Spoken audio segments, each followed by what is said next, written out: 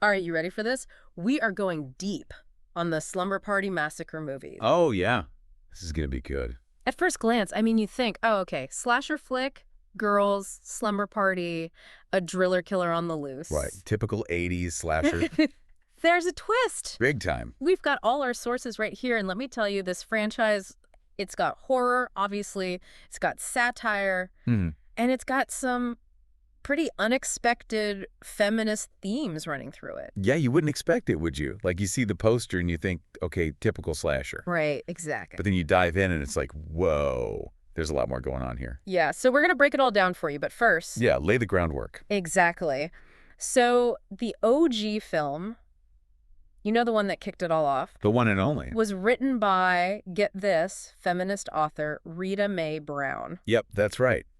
Rita Mae Brown, can you believe it? Like, you know her from, like, feminist literature, groundbreaking stuff. Yeah, exactly. Like, not really slasher movie material. You wouldn't think so, but there she is, penning a slasher flick. So what was she going for with this? Like, what was her vision? Well, she said she wanted to, like, parody the genre, you know? Oh, interesting. Take all those slasher tropes, the helpless female victims, the, you know, the over-the-top gore, the male gaze. Yeah. All of that. She's like, I'm going to expose this, turn it on its head. Turn it on its head. Okay, I like that. Yeah. So how'd that play out? Like, did she actually pull it off? I mean, injecting feminist critique into a genre that's, you know, not exactly known for being feminist. You know what? She did. She really did. And there are so many clever ways she does it. Like, just little things, but they make a big impact. Like what? Give me an example. Okay, but think about the opening scene with Trish, the main character. She's working out in this brightly lit gym, right? Yeah, I remember that. And it's all these, like, creepy voyeuristic shots, the camera lingering on her body, like, mimicking the male gaze. Oh, yeah. But then she catches the creepy janitor, like, leering at her, and she just straight up confronts him. Oh, right, yeah. I forgot about that part. Yeah, it's like this small moment, but it sets the tone for the whole film. Yeah. These women, they're not just passive victims, they're aware of how they're being looked at, and they're not afraid to call it out. Yeah, that's so smart. Like, the film is totally winking at the audience. It is. Like, we see you, we know what you're doing with this genre. Exactly. And it flips it. Flips the script. Love it. And it goes beyond just the male gaze, too. Like, look at how female friendship is portrayed in this movie. Oh, yeah. That's such a good point. It's not your typical final girl situation where everybody else gets picked off and she's left standing alone. Right, right. These women, they genuinely care about each other. They protect each other.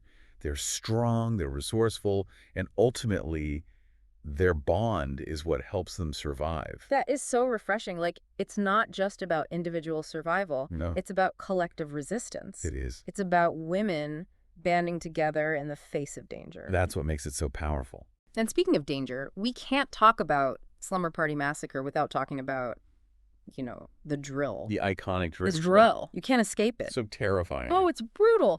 But it's also symbolic. You know, it's not just a random weapon. Okay, so spill the tea. What's the deeper meaning behind the drill? Well, on the surface, it's like this symbol of male aggression. Right. Big, powerful, penetrating. Yeah. But it's also a phallic symbol. Oh, okay. And that's where it gets interesting. Like, it represents this threat of male violence that looms over the entire film. Right. But the way the women interact with the grill, how they ultimately overcome it, it, like, subverts that power dynamic. Whoa. Okay. Yeah. It becomes a symbol of their strength, their resilience, their refusal to be dominated. Okay, that is some seriously insightful interpretation. So we've got feminist critique, symbolism, it's all there in the first film. Front and center. But what about the sequels? Did they keep going down this path? Well, the franchise definitely takes some interesting turns. Let's just say things get a little wild. Wild. Okay.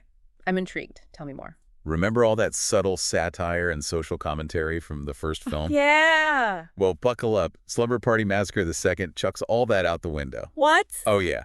It's like full-on 80s excess to the max. We're talking neon lights, rock music, and a driller killer who's more like a rockabilly dream demon. Hold on. A rockabilly driller killer? Oh, yeah. Did they give him a pompadour and a bedazzled drill? Pretty much. Wait, it gets even weirder. There are these bizarre dream sequences, musical numbers out of nowhere. The violence is amped up to 11. No way. Like, how much more over the top can you get? Oh, just you wait. Imagine a scene where the killer is serenading his victims with a power ballad while wielding, get this, a guitar drill hybrid. You're kidding me. A guitar drill hybrid. I'm dead serious. It's pure camp. Oh my God. This deep dive is already a wild ride. Oh, we're just getting started. So we've got the original with its feminist critique, and then this insane over-the-top sequel. What about part 3? Where does that fit in? Well, Slumber Party Massacre the Third dials back the crazy, brings us back down to earth a little bit, more of a straight-up slasher. Okay. But it still has that underlying theme of women facing off against this terrifying threat, and surviving. Yeah, so it's like the franchise is experimenting with its own identity. It is. First, you've got straight-up parody, then surreal camp, Mm. and then back to a more classic slasher vibe. Exactly. And through it all, there's this focus on women, like not just on screen, but behind the scenes too. Oh, yeah. Tell me more about that. Like, who are the women who made these movies happen? Well, you had multiple female directors and writers involved throughout the franchise, which, let me tell you, was pretty rare for horror, Yeah, especially yeah. back in the 80s and 90s. Right. So it wasn't just about the representation on screen. It was about who was telling the story, too. Exactly. And that makes a huge difference. Okay, so we've covered a lot of ground, but we're just scratching the surface. Oh, yeah, there's so much more to unpack. We've got the origins, the style, the symbolism, the importance of female voices in front of and behind the camera. But there's a whole other layer we need to explore, the cultural impact of these films. Like, how were they received? What kind of legacy did they leave behind? All that and more. Get ready, this slumber party is about to get even more interesting. Oh, yeah. Buckle up. That drill, though, I mean, it's such a striking image, right? It's Okay. not your typical horror movie weapon. You don't see that every day. That's for sure. Like, it's just so brutal and in your face. It gets right to the point. Yeah. Yeah, and like we were saying before, it's not just a random choice, that drill. Right. It's loaded with symbolism, Yeah. It represents those power dynamics at play, the threat of violence against women. Right. And it's interesting because in a lot of slasher movies, the killer's weapon, it's almost like an extension of themselves. Right. Like Freddy has his glove, Jason has Ah. his machete. Yeah, it's like part of their identity. Exactly. But the drill, it feels different. Yeah. Almost detached from the killer himself. Yeah. You know what? I think you're right. Like, it's more about the act of violence itself, Yeah. not about the individual behind it. Right. Like, it's not just one crazy guy. Right. It's about a whole system. A larger system of oppression. Exactly. Oh, and think about how the drill is actually used in the movies. Ooh, yeah. It's not for quick kills, you No, know? it's drawn out. It's agonizing. Oh, yeah. Like that scene in the first one where Trish is trapped in the attic Oh, that scene gets me every time. and the killer's drilling through the It's floorboards. so intense. Like, you think she's done for? Right. And then she grabs the nail gun, Boom. Turns the table. fires it up through the floor. I was on the edge of my seat. Me too. It's not just about her fighting back physically. It's about her using a tool that's traditionally, like, masculine. You Right, know? exactly. To defend yourself. Yeah. It's yeah. like she's reclaiming that power. Totally. And there are so many other examples in the franchise. Yeah. Like in the second one, remember, the girls use their knowledge of the house, like, to set traps. Right, using their smarts to survive. They're not just victims. No way. They're fighting back. They're resourceful. They're clever. Yeah, they're not giving up without a fight. That's what makes these movies so great. Exactly. They find ways to resist, to fight back, Mm-hmm. and ultimately to kind of flip that power dynamic on its head. They take control of the situation. Okay, so we've talked about the feminist subtext, the symbolism. Yeah. But I'm also curious, like, how do these films fit into the bigger picture of the horror genre? Oh, it's a good question. Especially in the 80s when slashers were huge. Oh, yeah. The golden age of slashers. And like you had Friday the 13th, Nightmare on Elm Street, Halloween, All the classics. and they all followed a pretty similar formula. Right. The masked killer. Yeah. The teenagers making bad decisions. Mm-hmm. The final girl who survives. Yeah, and usually that final girl is like virginal, innocent, The good girl trope. right? So where do the Slumber Party Massacre films fit in? Did they do something different? Oh, they definitely played with that formula. Okay, tell me more. Like, on the surface, they've got all the classic elements. The slumber party, the group of friends, Bad killer on the loose. of course. But there are some key differences. Okay, like what? Well, for one, the characters are way more than just victims. Right. They're active, They make choices. They're not just waiting around to be saved. That's what I love about them. Yeah. They're not just like damsels in distress. No, they're fighting back. Right.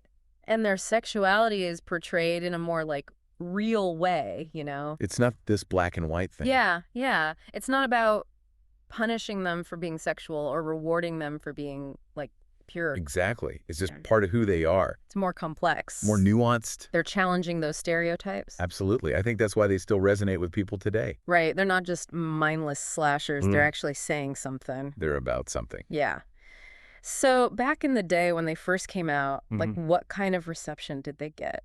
Okay, so they weren't exactly critical darlings. Oh, really? Oh, yeah, a lot of critics dismissed them, you know. As just another slasher. Yeah, basically. Interesting. But as time went on, something really cool happened. People started to see the satire, the social commentary, the feminist themes, and their reputation started to change. Oh, I love that. Like they were ahead of their time in a way. They were, and now they're like cult classics. Exactly. Midnight screenings, film classes, the whole 9 yards.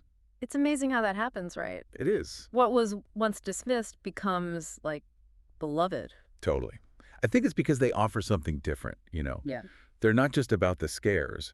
They're about female empowerment, about friendship, Right. about resisting those forces that try to hold you down. Powerful themes, and they resonate. Yeah, they do. Okay, speaking of standing out, we got to talk about Slumber Party Massacre the second. Oh, yeah, the wildest of them all. This is the one with the rockabilly driller killer. Guitar drill, hybrid and all. It's pure 80s excess. Oh, yeah, it's a time capsule. So the story, does it follow the same basic premise as the first?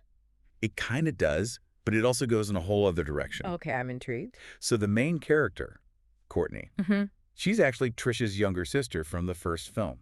Oh, cool. I didn't know that. Yeah. And she's having these intense nightmares about the driller killer. Oh, wow. But then the lines start to blur between dreams and reality. Ooh, that's creepy. So it's like a psychological thriller element thrown in there? Exactly. And then there's the killer himself, this like rockabilly demon.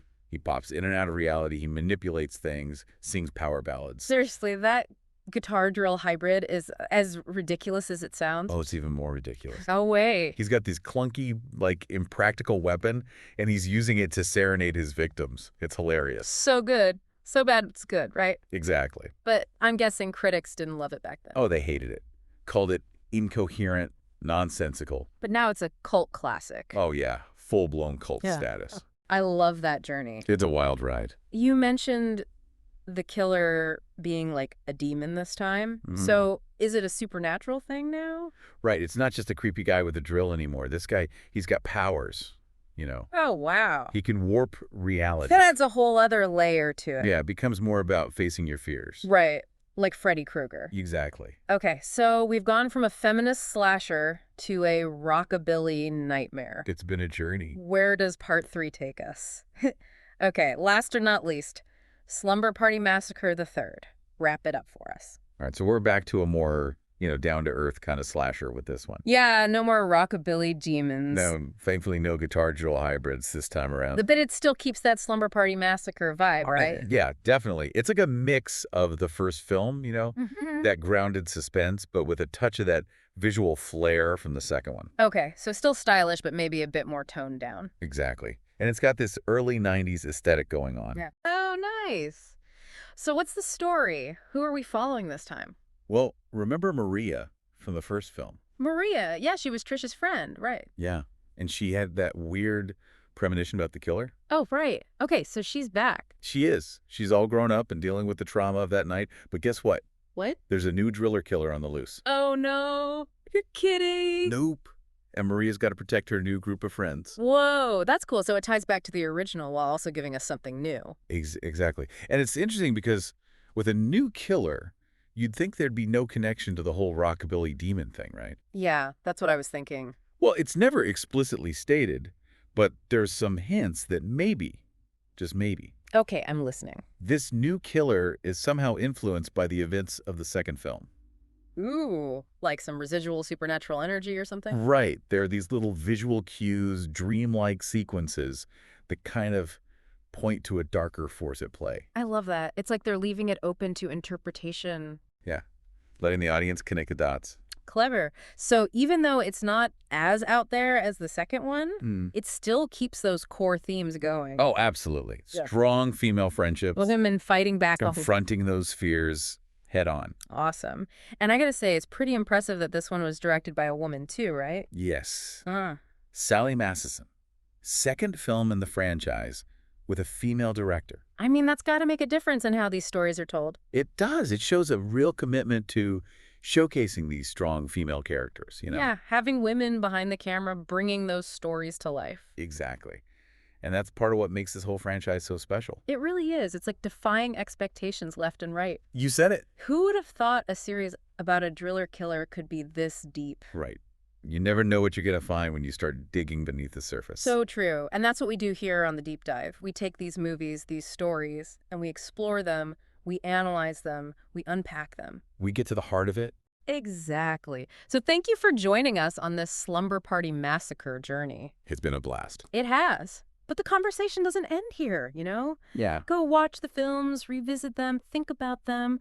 What do they say to you? How do they hold up in today's world? There's always something new to discover in the world of Slumber Party Massacre. Keep the conversation going. All right, thanks for listening, everybody. We'll catch you next time on The Deep Dive.